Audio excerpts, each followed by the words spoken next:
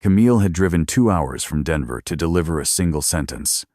The black man at the fence did not look up when the Range Rover stopped. He kept working, pulling a warped board loose from the gate, checking the grain, setting it aside. His flannel was dusty. His hands were certain. She stepped out. Gravel crunched beneath her shoes. "My father said you needed a wife." He went still. He set the board down. He turned, unhurried, like a man who had not been surprised by anything in years. Then he looked at her and said 4 words. She had no answer for them. Stellan Vore had arrived in Ridgeway on a Thursday in October of 2020, with everything that still mattered loaded into the bed of a Ford Ranger. Willa, his 9-year-old daughter, was asleep in the passenger seat, her head against the glass, one sock half off.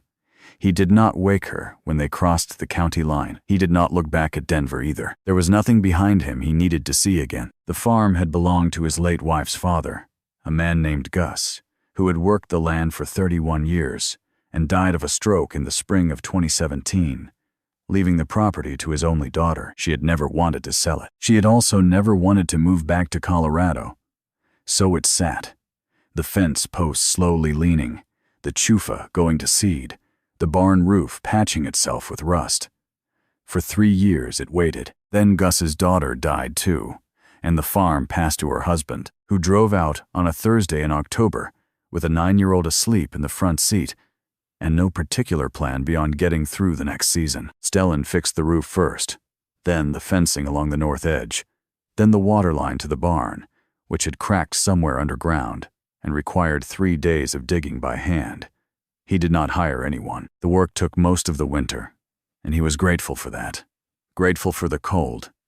Grateful for the ache in his shoulders at the end of each day. Grateful that Ridgeway was a town where people nodded instead of asking questions, where the cashier at the feed store said good morning the same way she said it to everyone, and the diner cook on Main Street did not glance twice when a black man in muddy boots sat at the counter and ordered eggs. There were moments, of course, when he felt the older weather. A truck, slowing at an intersection a beat longer than necessary. A clerk at the hardware store asking twice whether he was sure about the size of the bit he was buying. He had learned long ago to register these moments without absorbing them.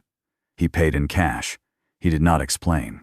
He moved on. That first night in the farmhouse, he sat with Willa at the kitchen table while a kettle hissed on the stove. The light overhead was old and yellow. The walls smelled faintly of wood smoke and thyme. Willa watched him pour cocoa into 2 chipped mugs without saying anything. She had learned, somewhere over the past 2 years, that her father did not need to be asked questions in order to answer the ones that mattered. He carried her up the stairs when her eyes went heavy. He tucked her in under a quilt that had belonged to her grandmother, in a room that smelled like cedar. He sat on the edge of the bed for a minute, his hand resting lightly on her shoulder. "From here on out," he said, his voice low and even, "we are not packing anything else into the truck. This is the place. You hear me?" Willa did not ask him to explain.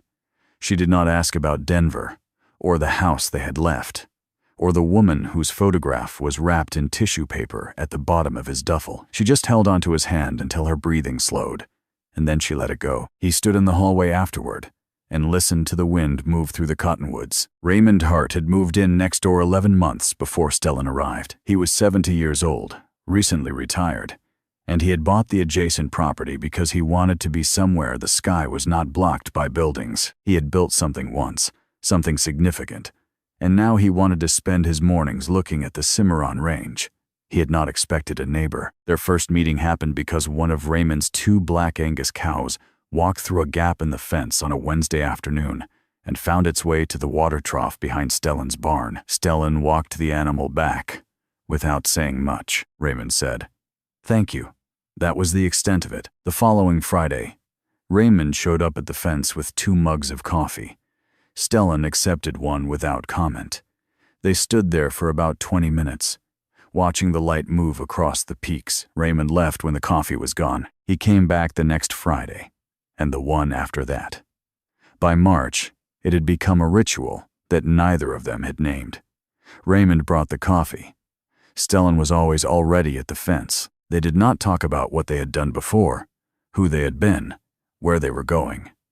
Raymond noticed, early on, that Stellan never volunteered explanations for anything, not for the quality of his fencing, not for the precision of his drainage work, not for the way he read a topographic map the way other men read a newspaper. Raymond recognized that kind of quiet. He had worn it himself, years ago when he had been becoming someone different than who he had been. He had walked away from a partnership track in Denver at 35 with $18,000 and no guarantees, and he remembered exactly what it had felt like to refuse to explain that choice to anyone, including himself. He watched Stellan over the months. He watched the way the man calculated a roof pitch in his head while leaning against a post. He watched him correct, gently, a contractor's estimate for a culvert by what turned out to be almost 40%. He watched him decline an invitation to join the volunteer board at the local library with a polite, complete sentence that revealed exactly nothing about what he might bring to it. One evening in February, after Stellan had gone back inside and the coffee mugs sat empty on a fence post, Raymond walked back to his own house and sat down at his desk. He pulled up the contacts on his phone, scrolled to a name he had not dialed in almost 6 years, and pressed call. "Marcus," he said, when the other man answered. "I need you to tell me whether you know anyone by the name of Vor." There was a long pause on the other end. "Where are you hearing that name?" "He's living next to me. Works the land. Quiet. Has a little girl. Daughter named Willa?" "Yes." Another pause.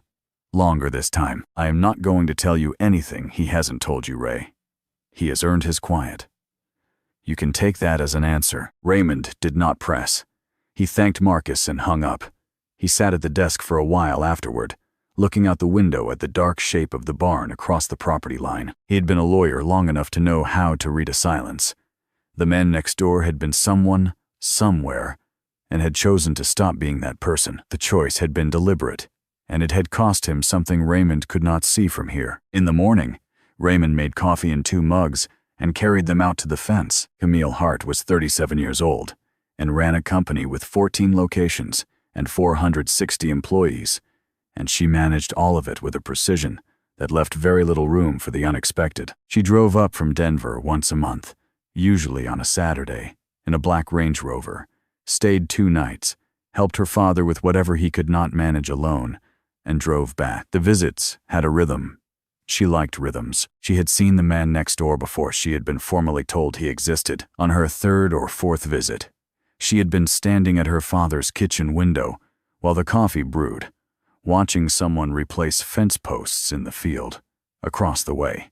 Methodical, unhurried, not the pace of someone being paid by the hour. Without thinking about it, she had filed him into a category: laborer, rural, uncomplicated. She had moved on to her coffee and her phone and the morning's emails.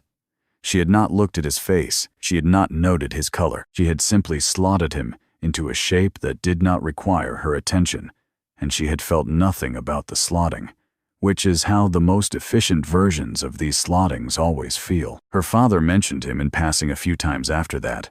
The neighbor, the man with the daughter, the one who could read a topographic map. Then, one evening in late autumn, she and Raymond were sitting on the porch after dinner.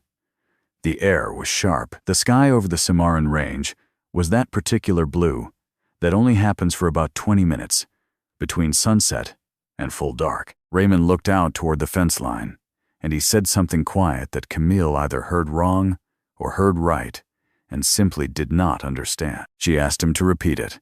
He did not. She went to bed thinking about it. In the morning, she got into her car and drove next door. She told herself she had a legitimate reason for being there. Hart Wellness Group owned a parcel of land, 3.4 acres, acquired in 2019 as part of a larger transaction that had since been restructured. The parcel sat directly adjacent to Raymond's property, which put it adjacent to Stellan's as well. There were easement questions that had never been formally resolved, access rights along the old irrigation ditch, maintenance responsibilities for the shared fence line. She was a CEO. These were operational matters. It made sense to address them directly. That was what she told herself. She parked on the gravel turnout outside his gate, smoothed her jacket, and walked up to the house in heels that were wrong for the terrain. She had rehearsed her opening sentence in the car. She had also rehearsed, beneath the sentence, the version of him she expected to find, a weathered farmer in a denim jacket. Late 50s, perhaps. hands like cracked leather, the kind of figure who would be quietly flattered to be addressed by a CEO in a tailored coat. She had not interrogated the picture. She had carried it the entire drive west, the way a person carries the weather report in the back of her mind. He opened the door before she knocked. She caught herself, just barely. She had built a picture in her head, somewhere between her father's porch and his driveway, of who would be standing on the other side of that door. The picture had been wrong in almost every particular. She had imagined an older man, maybe, or a stooped one. She had not imagined this. She had not imagined a black man near her own age, tall and steady, with sawdust on the cuff of his shirt, and a gaze that read her in the time it took her to register that he was reading her. He was not rude about it. He simply noted her, the way a person notes weather. There was no surprise in his face, and no welcome either. There was only a kind of patient stillness, the same stillness her father had described from the fence line, and Camille felt, for one disorienting half-second, the entire architecture of her assumptions about the morning collapse and resettle around her. She said her name. She said why she had come. He stepped aside and let her in. Stellan did not invite her further into the house. He gestured her toward the porch instead. He went inside and came back with 2 folding chairs and a flat wooden board, and he set it all up as a table without being asked. Then he went back inside again and came out with a tube of rolled maps. He spread the topographic survey across the board and weighted the corners with stones he pulled from his coat pocket. The stones were river smooth. Camille noticed, distantly, that he had picked them up at some point for exactly this kind of purpose. The easement runs along this line, he said, tracing it with a blunt finger. Original filing was 1983. It has been referenced in every subsequent transfer. Here, here, and here. He indicated 3 points on the survey without hesitating. The maintenance responsibility is split at the 3rd post from the north marker. Your company's side of the line. Your company's obligation. Camille looked at the map. Then she looked at him. You pulled the filing history. I looked it up. That is not a county assessor search. That is a title chain. He did not answer. You studied this, she said. He picked up one of the cornerstones and turned it over in his hand. Some things you don't forget. Her phone buzzed on the board between them. She glanced at the screen. Priscilla Ewan, her company's general counsel, calling from Denver. She picked up. I am in Ridgeway, Camille said. Can I call you back in an hour? There was a pause on the other end. Not long. Half a breath. Ridgeway? Priscilla said, and something shifted, almost imperceptibly in her voice. Of course, she added. Whenever you are ready. Camille hung up. She set the phone down. She did not notice the pause. She did not notice the way Priscilla's tone had flattened for just that half-second. The way a person's voice goes flat when they recognize something they were not expecting. Across the table, Stellan was already gathering the maps. He rolled them with the same efficiency he had unrolled them, secured them with a rubber band, and handed Camille an annotated copy he had made on a separate sheet. The boundary line highlighted, the easement flagged, the maintenance split marked with a small penciled arrow. She took it. She read it. There was nothing on the page that required further conversation. He had answered every question she might have asked, in writing, in advance. She looked up at him. My father said something the other night, she said. About you. He said you needed a wife. I came over here this morning because I wanted to know what he meant. Stellan did not look at her. He was focused on returning the rolled maps to their cardboard tube. His hands were unhurried. The morning light caught the side of his jaw, the gray at his temple, the small old scar above his left eyebrow that she had not noticed until this moment. Your father wasn't wrong about me needing a wife, he said.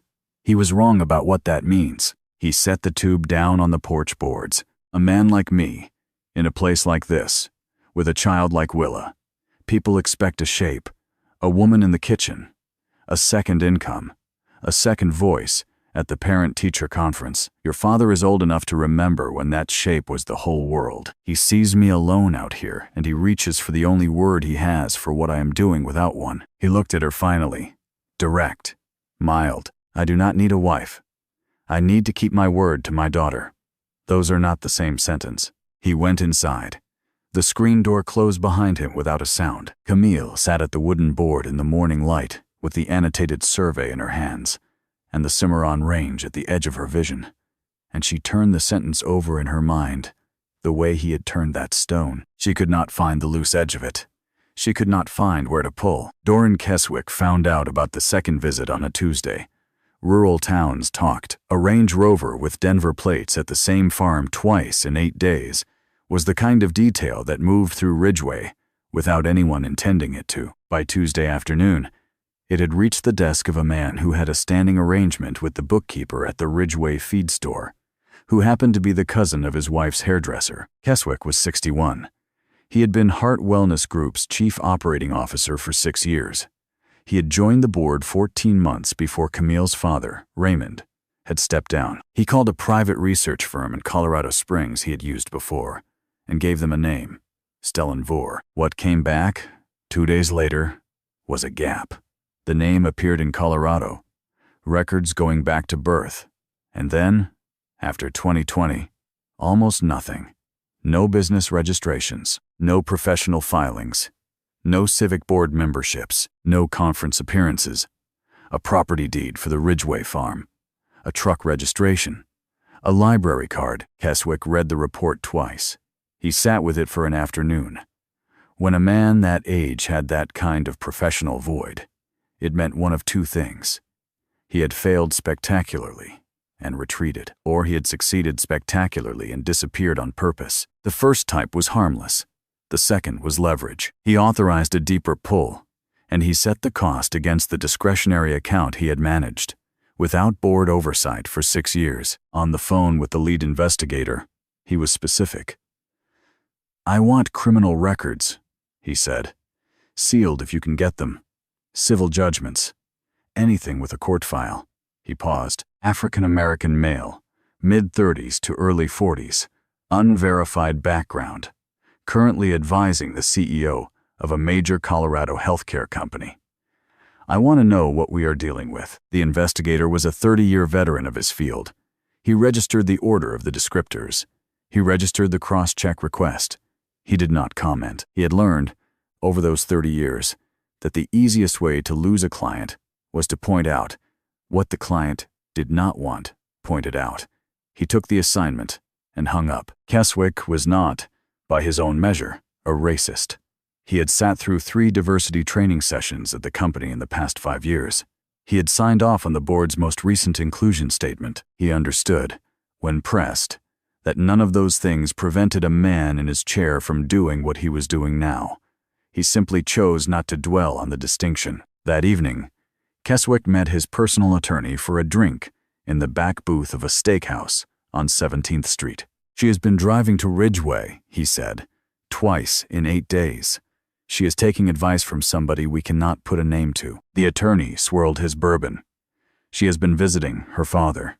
Her father lives in Ridgeway. She is not driving 2 hours each way to discuss her father's blood pressure. She is at the property next door. She has been there twice. She brought paperwork the second time." What kind of paperwork? Easement survey, boundary annotation, done by hand.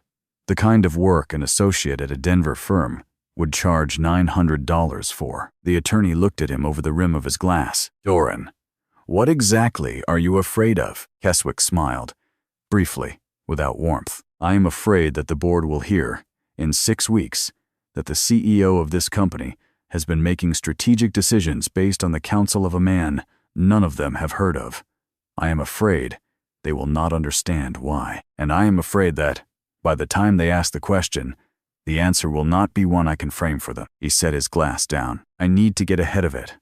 I need to be the one who tells the board who this man is. I need to be the one who shapes how they see him." The attorney nodded slowly. He did not ask the obvious question. He understood, by then, which questions Doran Keswick did not appreciate being asked. Camille drove back to Ridgeway on Friday, with the annotated survey in her bag, and a reason she had rehearsed twice on the way out of Denver. She had noticed an error in the parcel boundary notation. She wanted to confirm it against the original. The reason was not strong. She did not examine it closely.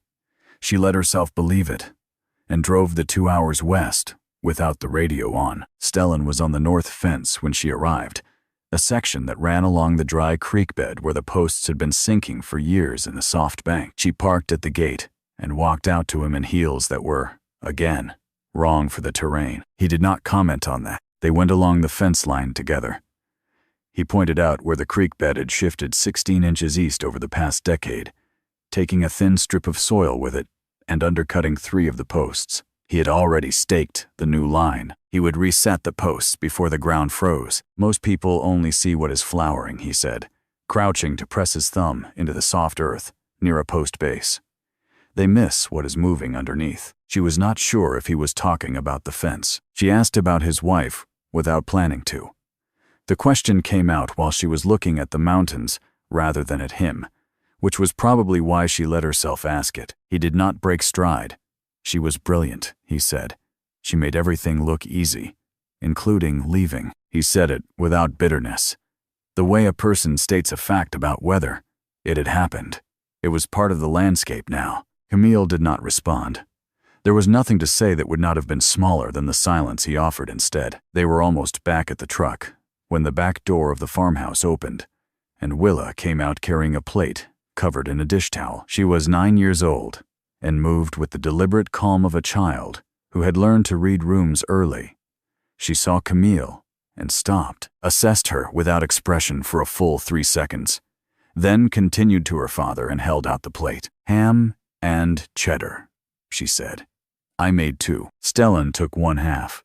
He looked at Camille with a brief, neutral expression that was, if she was reading it correctly, an offer. She took the other half. Willa nodded once, as if confirming something, and went back inside. They stood at the truck and ate. The bread was fresh. The cheese was sharp. Stellan had a way of eating a sandwich that suggested he had once forgotten what hunger felt like and had decided never to take a meal for granted again. He did not speak while he ate. Neither did she. When they were finished, she handed him back the napkin and thanked him. He nodded. "She likes you," he said. "She wouldn't have brought 2 if she didn't." It was the first thing he had said about Willa since Camille had arrived, and the first thing he had said all day that was not strictly informational. Camille felt it land somewhere behind her sternum. "How can she tell?" she asked. "She does not know me." Stellan looked toward the house. "She has had a year of watching me decide who comes onto the porch and who does not. She has learned to read what I read. That is all." He walked her to the gate. In the car, before she started the engine, Camille sat for a long time looking at the dark farmhouse windows. The light in the kitchen was the last to go out. She had eaten the sandwich. She had not meant to stay that long. She had not meant to be seen by his daughter at all.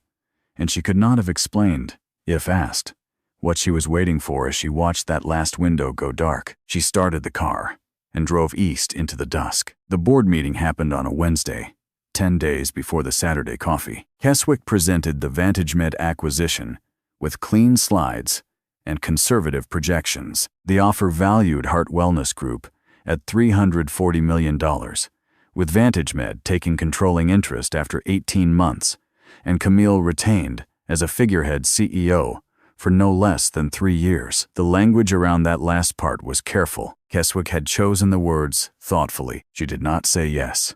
She said she needed more time. After the room cleared, Priscilla Ewan appeared at her elbow in the corridor. Priscilla was 48, a graduate of Yale Law, and she had been Heart Wellness's general counsel for 11 years.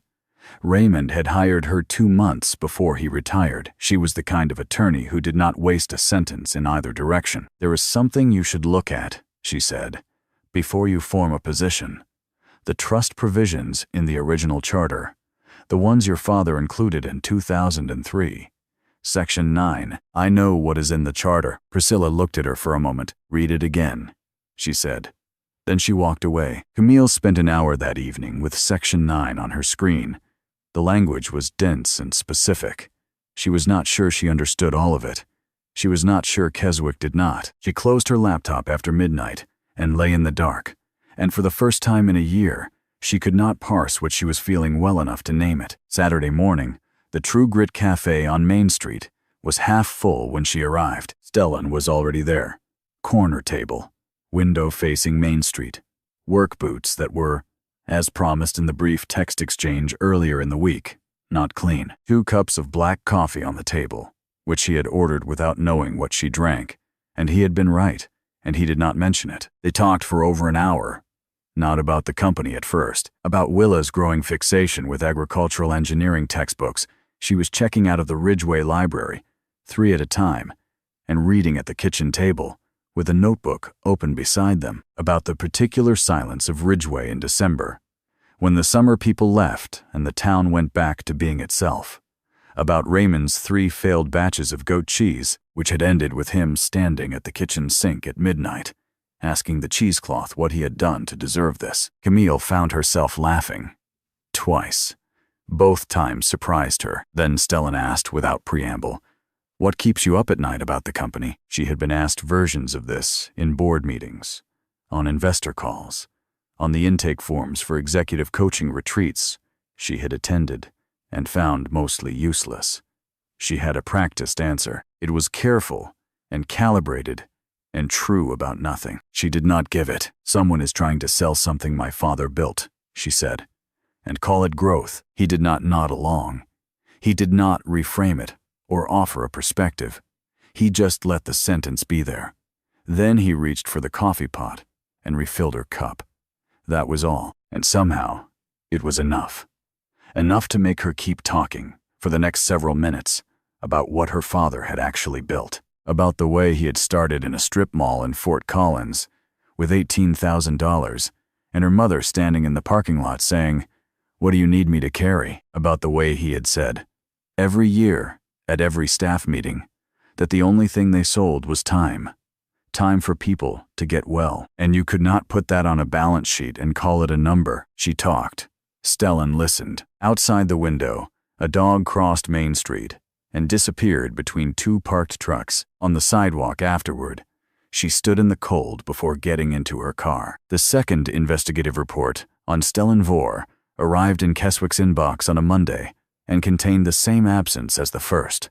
No professional association memberships, no conference appearances, no published commentary, no former colleagues who tagged him anywhere public.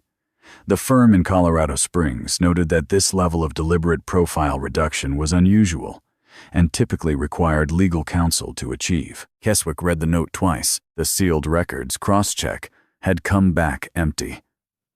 There was nothing to find because there was nothing to find. The man had not been hiding from the law.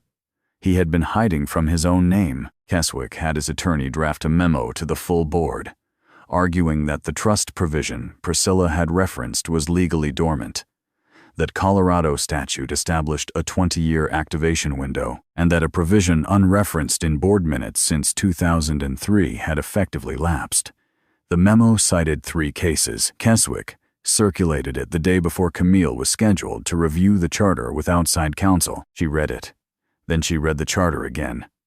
The language was ambiguous enough that she genuinely could not tell who was right. On Friday evening, she drove to Ridgeway.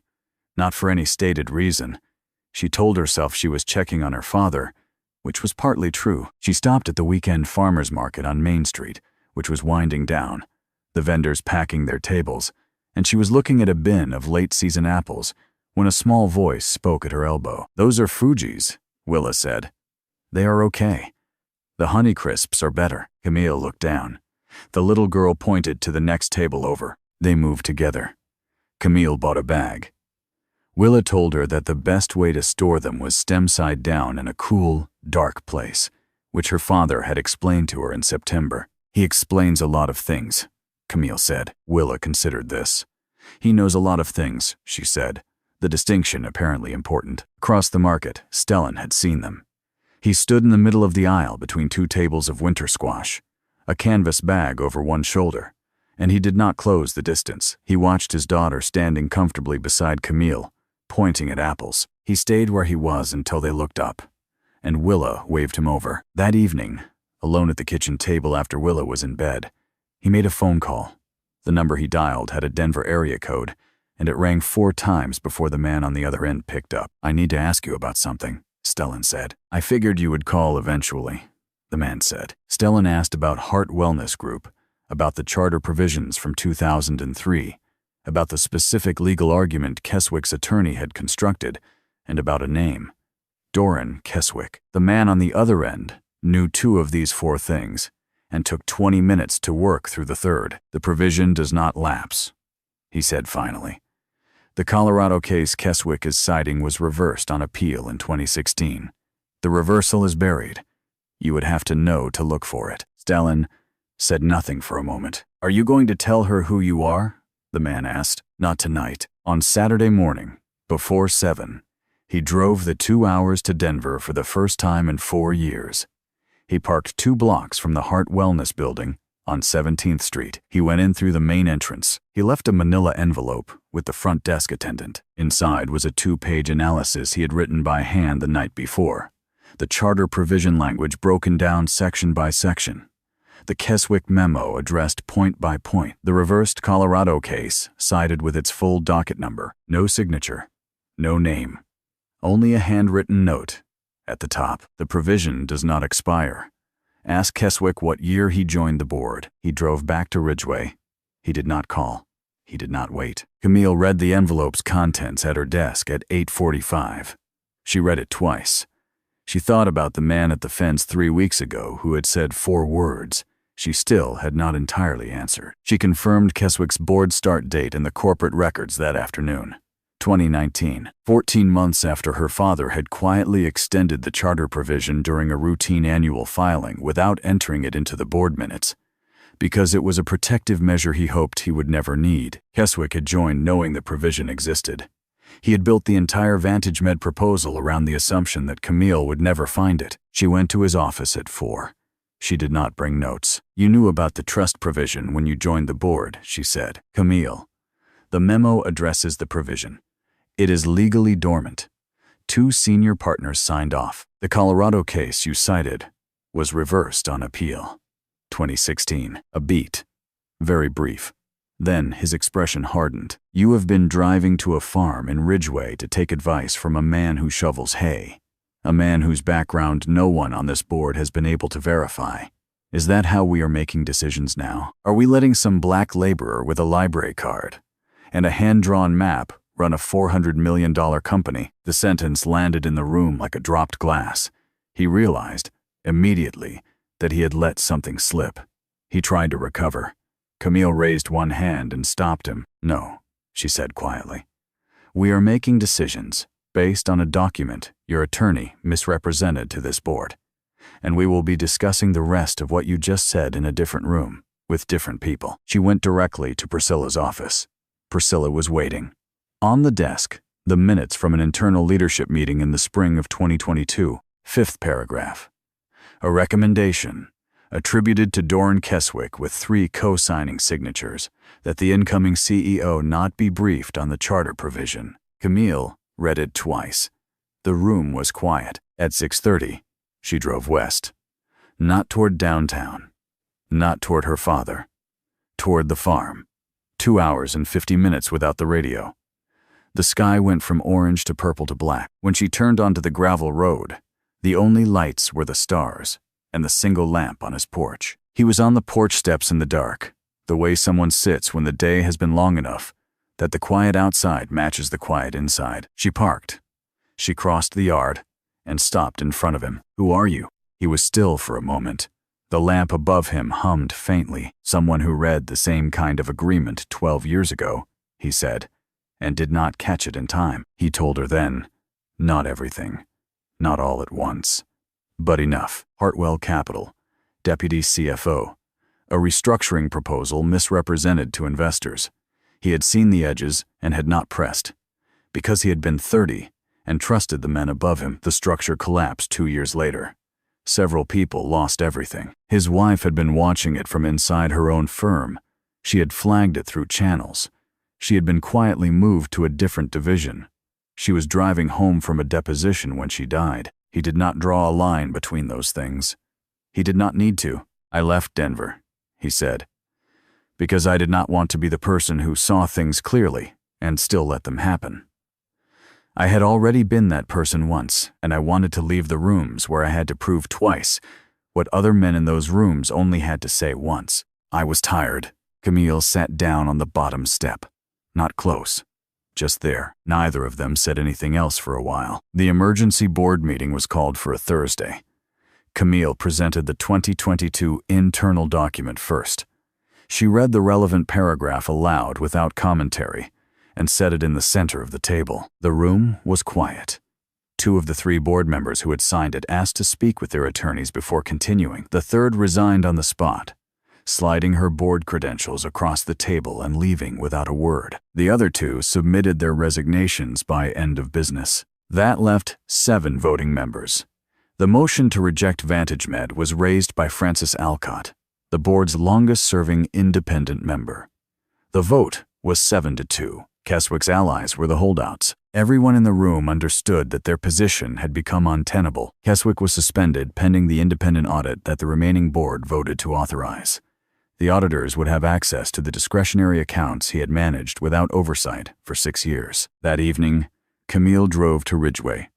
Through the kitchen window, she could see the warm rectangle of indoor light.